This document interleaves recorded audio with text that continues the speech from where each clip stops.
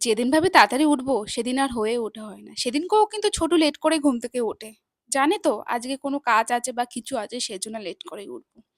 তো যাই হোক তাড়াতাড়ি করে নিজেরা স্নান-টান করে ফ্রেশ-ট্রেশ হয়ে ছোটকে খাইয়ে বেরিয়ে পড়েছিলাম পুজো দিতে। নীল পুজো বলে কথা। আমার ১ম নীল পুজো আমার ছোটুর জন্য। আগের বছর নীল পুজো করতে পারিনি কারণ ছোটু অনেকটাই ছোট ছিল।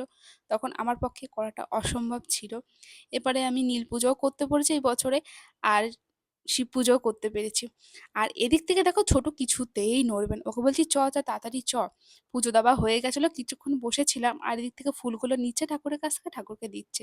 আবার হাসব্যান্ডের ডিউটি ছিল বলে সেজন্য সকাল, সকাল বেরিয়ে পুজো আচ্চা দিয়ে নিয়েছিলাম। ওকে বলছি তাড়াতাড়ি যেতে, ও কিছুতেই নড়বে না। ও ওখানে স্থির হয়ে দাঁড়িয়ে থাকবে।